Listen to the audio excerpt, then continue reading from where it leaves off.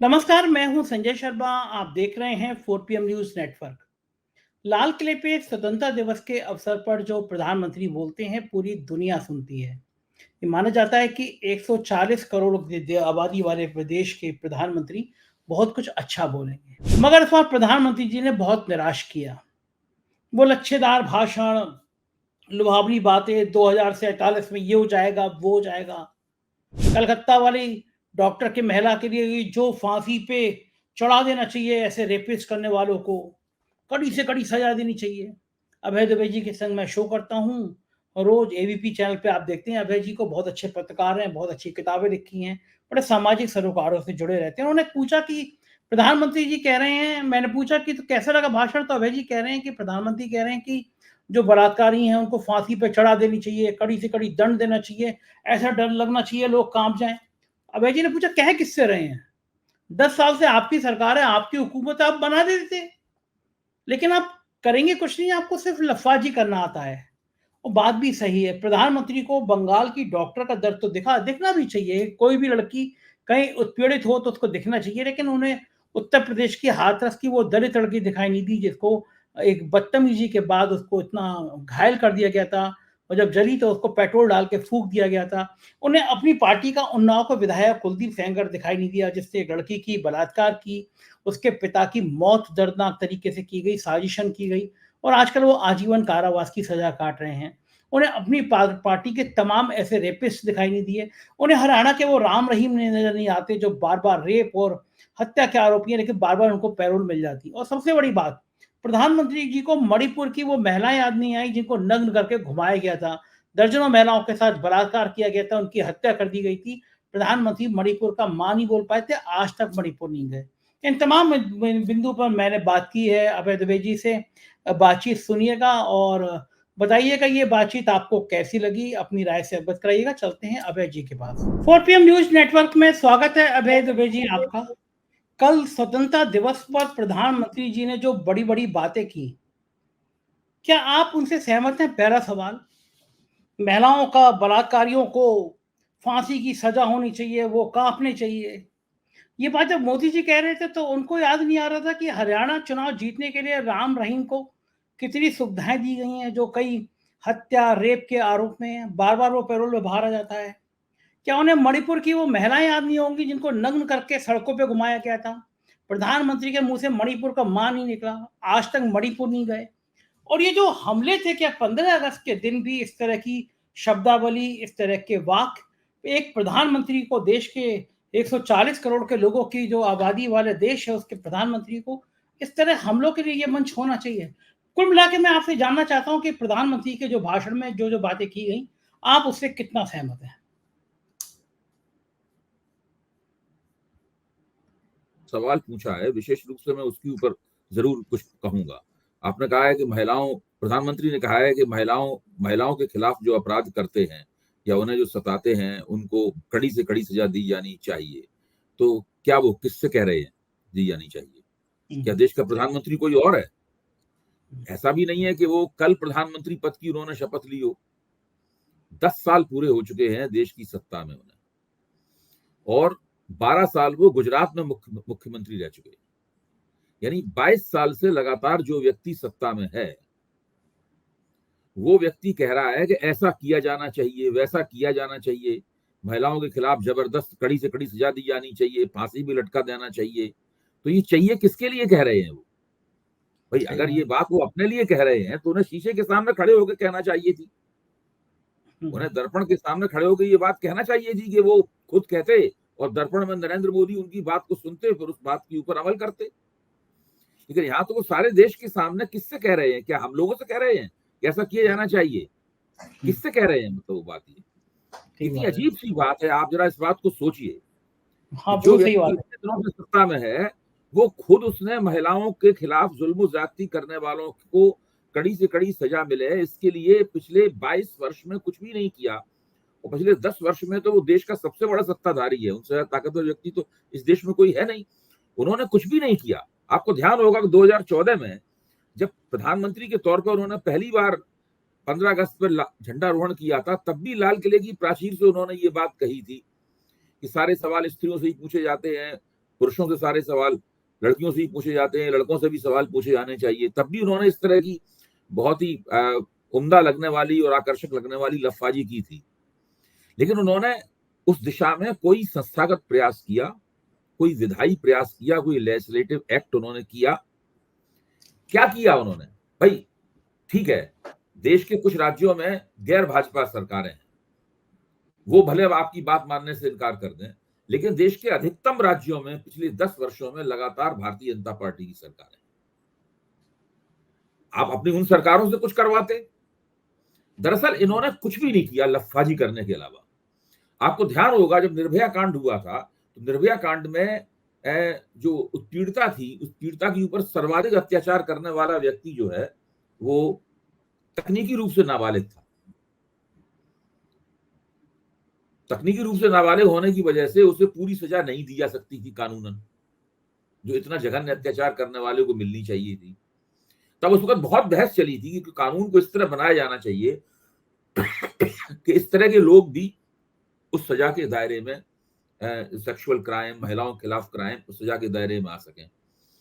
तो उस निर्भया कांड के कारण जो कांग्रेस सरकार के खिलाफ असंतोष उमड़ा था, उसका फायदा तो नरेंद्र मोदी को चुनाव में मिला 2014 के। लेकिन उन्होंने तो वो भी नहीं किया, कुछ भी उसके बारे में भी कुछ नहीं किया। किसी बार किसी कोई काम न करना और केवल लोगों को उपदेश देना, चाहे मन की बात के रूप में उपदेश देना, चाहे राष्ट्र के नाम संबोधनों में उपदेश देना, लगातार इस तरह की लफाजी करना और कोई काम न करना, ये नरेंद्र मोदी के पूरे राजनीतिक करियर की विशेषता बन गई है। अब अगर आप नरेंद्र मोदी के इस भाषण के कुछ दूसरे पहलुओं पर भी चर्चा करना चाहें तो मैं उसके लिए तैयार हूं। जी, कहा कि 140 करोड़ का देश जब खड़ा हो जाता है तो वो बहुत आगे बढ़ जाता है। जब 40 करोड़ थे तो ऐसा हो गया, अब 140 करोड़ ही कर देंगे। मेरा कहना था ये जो लोहानी बातें, ये जो लच्छेदार बातें, विपक्ष पर हमले, कुल मिला के सार आपको आज के प्रधानमंत्री का भाषण का सार क्या था? अब आप देखिए ये जो 140 करोड़ वाली बात है, जरा इसके ऊपर गौर कीजिए। इस वक्त भारत की प्रति व्यक्ति आमदनी, पर कैपिटा आमदनी कितनी है? मेरे ख्याल से 2 लाख से कुछ थोड़ी सी ज्यादा है प्रति व्यक्ति आमदनी। अगर आप 15 अगस्त 1947 से तुलना करेंगे तो ये आमदनी बहुत ज्यादा बढ़ गई है। उस वक्त तो कुछ 100 रुपए आमदनी थी उस वक्त तो, लेकिन उसमें कुछ 100 रुपए की कीमत काफी होती, लेकिन ये 2 लाख रुपए प्रति व्यक्ति प्रति वर्ष से ज्यादा प्रति व्यक्ति आमदनी है औसतन भारत की।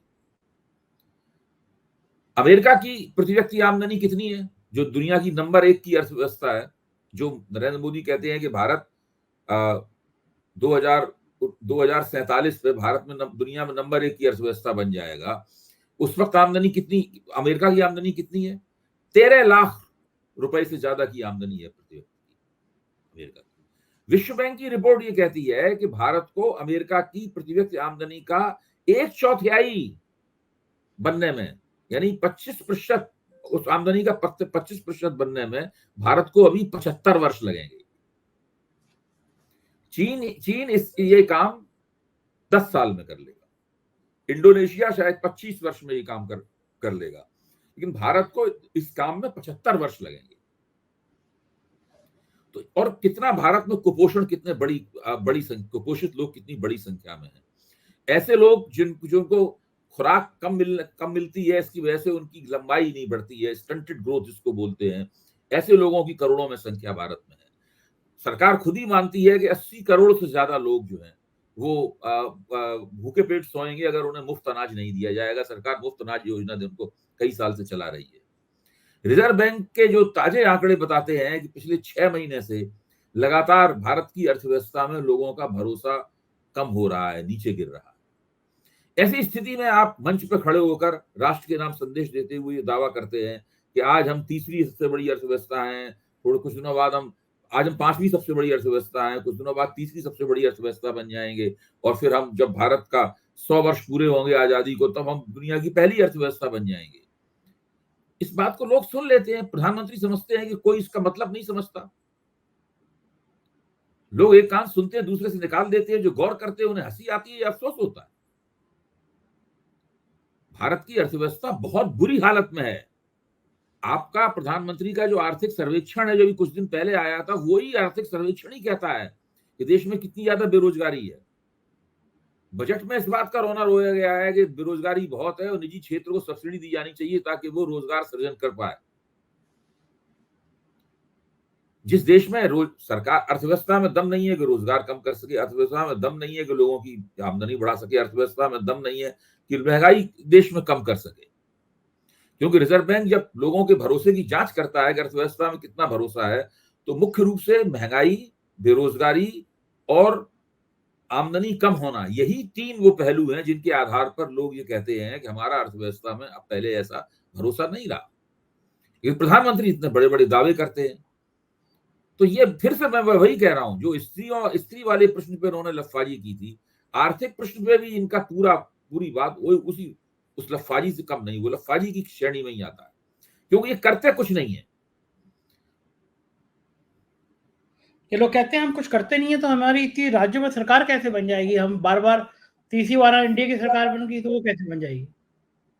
देखिए, बात सत्ता में होने वाली बात नहीं है। सत्ता में तो आदमी बुरा प्रशासन देकर, बुरी गवर्नेंस देके भी व्यक्ति सत्ता में बना रह सकता है, क्योंकि उसके लिए कुछ खास तरह की परिस्थितियां जिम्मेदार होती हैं। नरेंद्र मोदी का उदय देश में एक ऐसे क्षण में हुआ, मतलब एक ऐसे समय में हुआ, एक खास तरह के समय में हुआ, जबकि कांग्रेस का पराभव हो रहा था, कांग्रेस का ग्राफ नीचे जा रहा था। वामपंथी दल ग्लोबलाइजेशन की, भूमंडलीकरण की और नवोदारतावादी अर्थव्यवस्था के कारण धीरे धीरे करके उनका प्रभाव भी घट रहा था, तिरोहित हो रहा था उनका प्रभाव, और सामाजिक न्याय की राजनीति कुछ एक जातियों की राजनीति में पतित हो गई थी।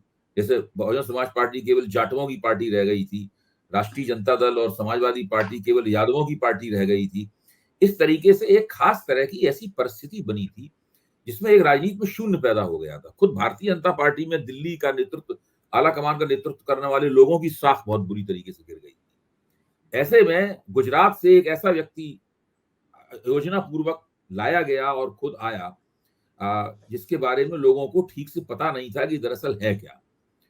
अच्छी लफाजी की, अच्छी योजना बनाई, भारत की कारपोरेट पूंजी ने उनका समर्थन किया और दूसरे पार्टियों, दूसरे नेताओं की साख कम थी। तो और विपक्ष पूरी तरीके से बटा हुआ था, इसीलिए पहले चुनाव में आपको केवल 31% वोटों की वजह से स्पष्ट बहुमत मिल गया। दूसरे चुनाव में केवल 37% वोटों की वजह से आपको स्पष्ट बहुमत मिल गया। लेकिन जैसे ही लोगों को इस बात का एहसास हुआ कि ये जो कहते हैं वो करते नहीं है, वैसे ही एंटी इनकम्बेंसी बनने लगी। विपक्ष की बहुत मामूली सी एकता, जो पूरी एकता भी नहीं थी, उस एकता ने ही इनके बहुमत को घटा दिया। 63 सीटें इनकी कम हो गई और ये अल्पमत में आ गए और इनको फिर गठजोड़ सरकार चलानी पड़ी। लेकिन नरेंद्र मोदी का जो चुनाव जीतने का रिकॉर्ड भी इतना आकर्षक नहीं है जितना आकर्षक करके उन्हें बनाया जाता है। न 2014 में उनको तथाकथित रूप से प्रचंड बहुमत मिला था, स्पष्ट बहुमत मिला था, 282 सीटें मिली थी। 272 से बहुमत से केवल 10 सीटें ज्यादा थी, ये प्रचंड बहुमत नहीं था। 2019 में भी जबकि इन्हें राष्ट्रवादी हमदर्दियों का लाभ मिला सर्जिकल स्ट्राइक के कारण, तब भी इनको प्रचंड बहुमत प्राप्त नहीं था। भाई, बहुमत से केवल ये 32 सीट ही ज्यादा थे। ये तो टीवी पे कही जाने वाली बात है कि प्रचंड बहुमत, कोई प्रचंड बहुमत प्राप्त नहीं था। प्रचंड बहुमत राजीव गांधी को मिला था 400 से ज्यादा सीटों का। प्रचंड बहुमत जवाहरलाल नेहरू को मिलता था, इंदिरा गांधी को मिलता था। उन लोगों को 350 से ज्यादा सीटें, कम सीटें नहीं मिलती थी, एक आध चुनाव को छोड़ के। जब जवाहरलाल नेहरू ने अपना तीसरा चुनाव जीता था, तब पता लगाइए उनको कितना बहुमत मिला था। 40% से ज्यादा वोट मिले थे, 350 से ज्यादा सीटें प्राप्त हुई थी जवाहरलाल नेहरू को। उनसे इनकी कोई तुलना नहीं की जा सकती। इनको स्पष्ट बहुमत 2 बार जरूर प्राप्त हुआ, कुछ विशेष परिस्थितियों में, और जैसे ही वो परिस्थितियां नहीं रही, इनकी लफाजी पे किसी ने ध्यान नहीं दिया और इनका बहुमत समाप्त हो गया। मैं तो हमेशा ये मानता हूं कि अगर इन्होंने बहुत जबरदस्त रूप से अपनी रीति नीति, अपने कथन और अपनी कथनी और करनी को बदला नहीं, तो वोटरों ने अभी आधा काम किया, अगले चुनाव में पूरा काम करेंगे, इनका बिल्कुल सुपड़ा साफ हो जाएगा। बिल्कुल ठीक बात है। और कार्यक्रम में एक बड़ी खराब बात दिखाई दी कि नेता प्रतिपक्ष राहुल गांधी को पीछे बिठाया गया, और नेता प्रतिपक्ष का बहुत बड़ा स्थान होता है, कैबिनेट मिनिस्टर से बड़ा माना जाता है उसको। प्रोटोकॉल, उसका एक विशेष प्रोटोकॉल होता है। लेकिन फिर बाद में सफाई दे दी गई कि ओलंपिक के खिलाड़ी जो थे वो आ गए, तो उनका सम्मान करना था, इसलिए उनको आगे बिठा दिया गया। लेकिन हम लोगों ने देखा कि शायद राजनाथ सिंह की पत्नी भी आगे बैठी हुई थी, बाकी लोग भी आगे बैठे हुए थे। तो ये परंपरा क्या उचित है कि आप राहुल गांधी को हर समय अपमानित करते रहो, हर समय उसको कटौती करते रहो? राहुल गांधी को और कितना अपमानित करेंगे? कभी उसको पप्पू का, कभी उनकी सदस्यता खत्म हो जाए इसकी कोशिश करी गई, मकान खाली करा दिया क्या? और आप बहुत ज़्यादा कांग्रेस ने इसका विरोध किया है और कहा है कि राजनाथ सिंह से उम्मीद ऐसी नहीं थी कि रक्षा मंत्रालय ऐसा करेगा। रक्षा मंत्रालय ने सफाई दी है कि भई आगे ओलंपिक के खिलाड़ी बैठे थे इसलिए हमने उनको पीछे उठा दिया। क्या ये उचित था? इससे ज्यादा घोर अनुचित तो कुछ हो ही नहीं सकता है। तो इससे ज्यादा अनुचित और क्या हो सकता है? बहुत दिनों 10 साल बाद तो विपक्ष को उसका बाकायदा एक संविधान सम्मत नेता मिला, और वो ऐसा नेता मिला जो लगातार प्रभावी है। उसने कई प्रदेशों में नरेंद्र मोदी की लोकप्रियता को पीछे छोड़ दिया है, और संसद में लगातार वो हावी है, छाया हुआ है चारों तरफ राहुल गांधी। ऐसे नेता को आपने, चूंकि संसद में आप उसका मुकाबला नहीं कर पाते, तो आपने सोचा कि चलो स्वतंत्रता दिवस के मौके पर बुला के ही थोड़ा अपमानित कर लिया जाए और दिल की भड़ास निकाल ली जाए। देखिए, इस तरह की हरकतें करने से इनको और दिक्कत होगी। इससे राहुल गांधी का नुकसान नहीं हुआ, इससे इन्हीं का नुकसान हुआ। एक तो इससे पता चलता है कि इनके अंदर उदारता बिल्कुल नहीं है। दूसरी बात पता चलती है, अगर उन्होंने जानबूझ के नहीं किया है तो ये बदइंतजामी है। अगर जानबूझ के नहीं किया है तो बदइंतजामी है। बदइंतजामी है तब भी ये निंदनीय है। तो इसका जवाब तो इन्हें देना पड़ेगा। और ये जो तर्क है कि ओलंपिक के लोग, ओलंपिक पदक वीर जो थे वो आके बैठ गए थे, ये तो एक व्यक्ति के लिए कि आगे सीट नहीं खाली की जा सकती थी। क्यों इतना राहुल गांधी से भयभीत रहते हैं? क्यों राहुल गांधी से इतना परेशान रहते हैं, डरे रहते हैं? जब पार्लियामेंट में राहुल गांधी ने कहा कि देखो मैं बोलने का लगता हूँ, प्राइम मिनिस्टर चले जाते हैं हाउस में। प्राइम मिनिस्टर सामना नहीं करना चाहते राहुल गांधी का। देखिए, राहुल गांधी को तो इन लोग पहले किसी कीमत पे मानते ही नहीं थे। मतलब 3 में ना 13 में राहुल गांधी को मानते ही नहीं थे। ये मानते थे कि भाई राहुल गांधी, और साथ में एक व्यंग ये चला करता था, लगातार एक ये कटाक्ष चलता था कि अगर राहुल गांधी बने रहेंगे विपक्ष में तो भारतीय जनता पार्टी को मुतबादिल फायदा होता रहेगा। इस प्रकार की बात कही जाती थी। इसलिए मजाक भी उड़ाया जाता था, अपमानित भी किया जाता था, और साथ में कहा जाता था कि हमें तो ऐसा ही नेता चाहिए, ऐसा नेता बना रहेगा तो उसके मुकाबले में जब नरेंद्र मोदी की शख्सियत को रख के देखा जाएगा तो नरेंद्र मोदी की शख्सियत का और मूल्यवर्धन होगा, और उसमें बढ़ोतरी होगी। इस प्रकार की बात टीवी पे कही जाती थी, खुल के कही जाती थी। ऐसी बात नहीं कि वो केवल मन में रहती हो। आज स्थिति बदल गई है। आज राहुल गांधी भारी होते जा रहे हैं नरेंद्र मोदी के मुकाबले। उनकी शख्सियत लोकप्रिय भी हो रही है, उनकी बातों का इनको जवाब नहीं आता, बीच-बीच में खड़े होकर सफाइयाँ देनी पड़ती हैं प्रधानमंत्री को, गृह मंत्री को, रक्षा मंत्री को सफाइयाँ देनी पड़ती हैं। तो ये जो एक इस तरह की स्थिति है, इसमें ये कोई भी मौका देख के राहुल गांधी को अपमानित करने की कोशिश करेंगे, जो उन्होंने अभी स्वतंत्रता दिवस समारोह में की। मेरा मानना है कि इससे इनको लाभ नहीं होगा। इनको उदारता दिखानी चाहिए, और ये जो राहुल गांधी को बालक बुद्धि कहा, उसका भी जवाब कांग्रेस ने बहुत कड़ा दिया। सदन में खड़े होकर ये कहा कि संविधान मुझे बताता है कि मैं विपक्ष के नेता को गंभीरता से लूं, लेकिन ये तो गंभीरता से लेने योग्य नहीं है। इस प्रकार की जो बातें कही जाती हैं, इस तरह की बातें बताती हैं कि अभी तक आपका मानस नहीं बदला है। बदली हुई राजनीतिक परिस्थिति को आप स्वीकार करने के लिए तैयार नहीं है, और पुराने ढर्रे की राजनीति करना चाहते हैं, जबकि देश की राजनीति पूरी तरीके से बदल चुकी है। अब नरेंद्र मोदी का ग्राफ उतार की तरफ है, और राहुल गांधी का ग्राफ चढ़ाव की तरफ है। इस देश में अगर किसी की छवि प्रतिदिन चमक रही है तो वो राहुल गांधी है, और किसी की छवि प्रतिदिन मंद हो रही है तो वो नरेंद्र मोदी है। देखो ठीक है ना। और क्या लगता है आपको हरियाणा, महाराष्ट्र, झारखंड के जो अभी तक के रुझान है, जो बातचीत है, जो संकेत साफ आ रहे हैं, वो लग रहा है कि बीजेपी शायद तीनों राज्य हार जाएगी चुनाव से। ऐसा लग रहा है लोगों से बातचीत के आधार पर। अगर ऐसा हो जाता है तो आपको क्या लगता है कि अगला 15 अगस्त को मोदी जी झंडा फहराएंगे, मोदी जी का भाषण होगा या किसी और का भी हो सकता है? देखिए, अगला 15 अगस्त आएगा तो उसमें दिल्ली का चुनाव भी आ जाएगा। दिल्ली का चुनाव अगले साल फरवरी में होगा। तो अगर मोदी जी 4 चुनाव लगातार हारते हैं, अगर भारतीय जनता पार्टी 4 चुनाव लगातार हारती है, झारखंड और महाराष्ट्र, हरियाणा और दिल्ली के चुनाव लगातार हारती है, तो फिर अगला 15 अगस्त तक आते-आते भारतीय जनता पार्टी के जो सहयोगी दल हैं, वो भी सोचने लगेंगे कि भाई इस पार्टी के साथ बहुत देर तक नहीं चल सकते, इस नेता के साथ बहुत देर तक नहीं चल सकते, क्योंकि इनका भविष्य उज्जवल नहीं है। कुछ भारतीय जनता पार्टी के अंदर मोदी जी के नेतृत्व पर सवालिया निशान लगने शुरू हो जाएंगे। उस वक्त तक भाजपा को एक नया अध्यक्ष भी मिल जाएगा। जैसा कि हम लोगों ने कल चर्चा की थी, वो राष्ट्रीय स्वयंसेवक संघ की पसंद का अध्यक्ष होगा, तो मोदी जी के हाथ से वह भारतीय जनता पार्टी भी निकल जाएगी, जिसको इन्होंने आज तक कैप्चर कर रखा है। तो उस परिस्थिति में इनके लिए अपने रंग रुतबे को, जो पहले से ही इसके अंदर गिरावट आ रही है, और भी कायम रखना बहुत मुश्किल हो जाएगा। तो कह अच्छा, नहीं सकते 2025 के 15 अगस्त तक देश की राजनीति कौन सी करवट ले चुकी होगी। बिल्कुल ठीक कह रहे हैं। और अगर ऐसी करवट लेगी तो लॉटरी किसकी लगेगी, गडकरी की या राजनाथ सिंह की? नहीं, ये तो इस बात पर निर्भर करता है कि राष्ट्रीय स्वयंसेवक संघ क्या चाहता है, क्योंकि गडकरी और राजनाथ सिंह तो वो करेंगे जो राष्ट्रीय स्वयंसेवक संघ चाहे।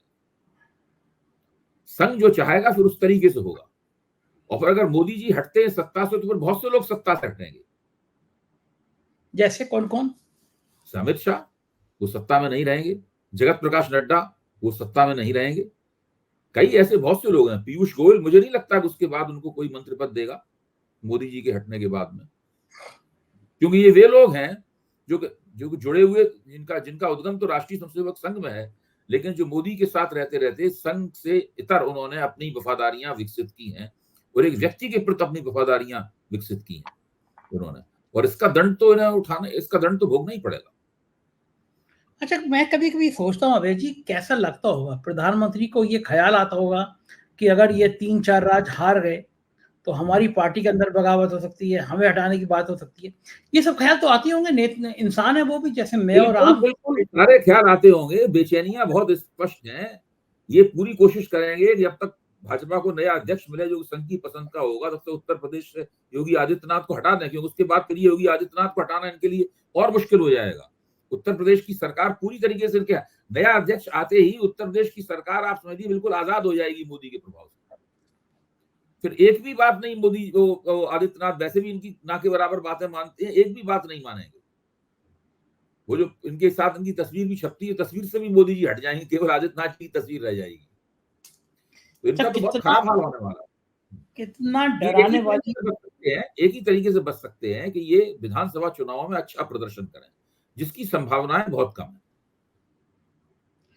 कितना डराने वाला, कितना परेशान करने वाला क्षण होता है कि ये व्यक्ति कल्पना करे, जो 22-23 साल से लगातार सत्ता में है, शीर्ष पर है, वो कल्पना करे कि भाई अब मैं हट सकता हूँ। ये कल्पना ही आदमी को डरा देती होगी, आधा कर देती होगी सोच-सोच के कि भाई एक तो मैं इनकी हट योजना तो सकता हूँ। वही है, इनकी योजना तो वही थी जिसका अरविंद केजरीवाल ने खुलासा किया था जेल से निकलने के बाद।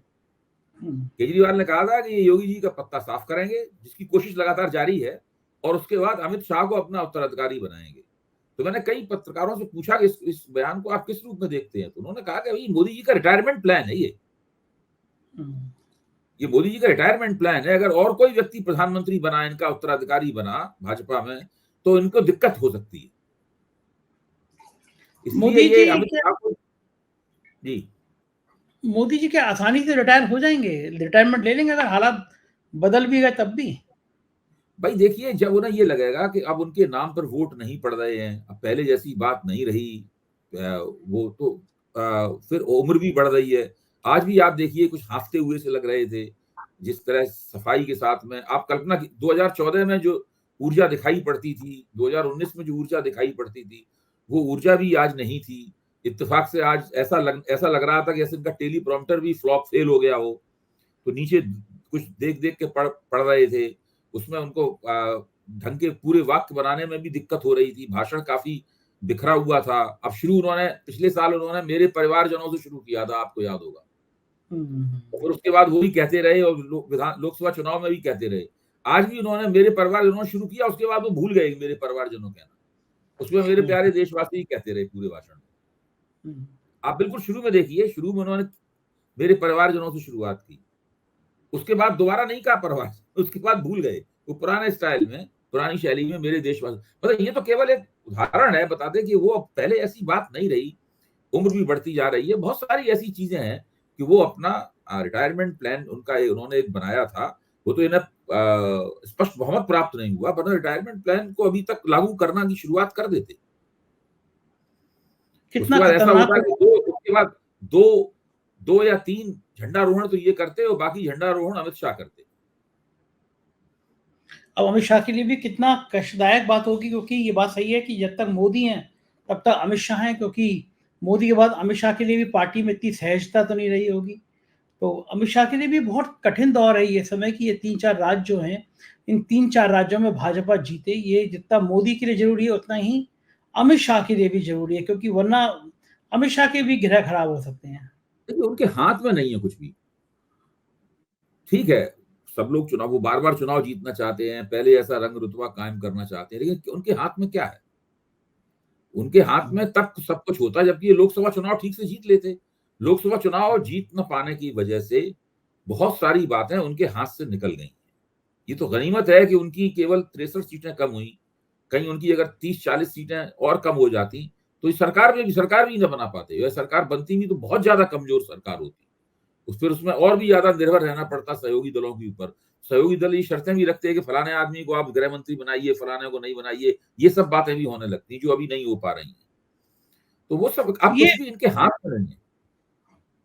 ये सहयोगी दल भी कब तक सपोर्ट करते रहेंगे, जब लगेगा कि जादू खत्म हो रहा है तो वो भी अपना जब हाथ तक खींचेंगे? जब तक इनको देखिए सहयोगी दल देख रहे हैं, सहयोगी दलों की निगाह विधानसभा चुनाव के ऊपर। अगर विधानसभा चुनाव में भाजपा ने अच्छा प्रदर्शन नहीं किया, तो इनकी ये सरकार 5 वर्ष नहीं चलेगी। हाँ, विधानसभा चुनाव में भाजपा अगर रिकवरी करती हुई दिखी, तो ये सरकार फिर 5 वर्ष चल जाएगी। फिर अगले 2029 के लोकसभा चुनाव में फैसला होगा कि भाजपा फिर जीतेगी या नहीं जीतेगी। अच्छा, आपको क्या लग रहा है विधानसभा चुनाव में क्या नतीजा रहने वाला है? विधानसभा चुनाव में कोई विधानसभा चुनाव ऐसा नहीं है जहां पर भाजपा के जीतने की गारंटी हो। महाराष्ट्र में ये बहुत बुरी हालत में है। झारखंड में आदिवासी क्षेत्रों में और दूसरी जगहों पर भाजपा लोकप्रिय नहीं है। हरियाणा में भारतीय जनता पार्टी तो किसान गाँव में घुसने में भी भारतीय जनता पार्टी की कार्यकर्ताओं को मुश्किल होगी। उनके पास शहरी वोट और ओबीसी वोटों के अलावा और कोई ऐसा कोई वोट है नहीं जिसकी कोई गारंटी हो उन्हें प्राप्त होगा। दिल्ली में अभी भी आम आदमी पार्टी भाजपा के इतने हमलों के बावजूद आम आदमी पार्टी विधानसभा चुनाव की राजनीति में बहुत ही शक्तिशाली है। भाजपा अभी हो सकता है कुछ एक सीटें बढ़ा ले, 8 की बजाय 10 हो जाएँ, 11 सीटें हो जाएँ, इससे ज़्यादा भाजपा की कोई दिल्ली में औकात है नहीं। भाजपा के पास दिल्ली में नेता ही नहीं है दरअसल, नेता हाँ, ही सही नहीं। कह रहे हैं आप। किसी इसी तरीके से बिहार में भी भाजपा के पास नेता नहीं है। बिहार में नीतीश कुमार भाजपा से ज़्यादा बड़े नेता हो गए। सुशील मोदी की मृत्यु के बाद में भाजपा के पास कोई नेता नहीं है वहाँ पर। बहुत सुशील मोदी कठिन को भी ये ठिकाने लगा ही रहे थे, अब तो वो उनका देहांत ही हो गया। तो बहुत मुश्किल है भाजपा के लिए, नेतृत्व विहीन है ये। बिल्कुल ठीक कह रहे हैं, हालात बहुत खराब है, हमारी निगाह बनी रहेगी। बहुत-बहुत शुक्रिया अभय जी, आपने समय दिया। आभार। तो ये थे अभय दुबे जी, और आप मान गए होंगे कि ये बात बहुत तार्किक तरीके से की गई और कहा गया कि प्रधानमंत्री का ये बातचीत, ये अंदाज ठीक नहीं था। कैसी लगी बातचीत ज़रूर बताइएगा, अपनी राय से अवगत कराइएगा। शुक्रिया, थैंक यू।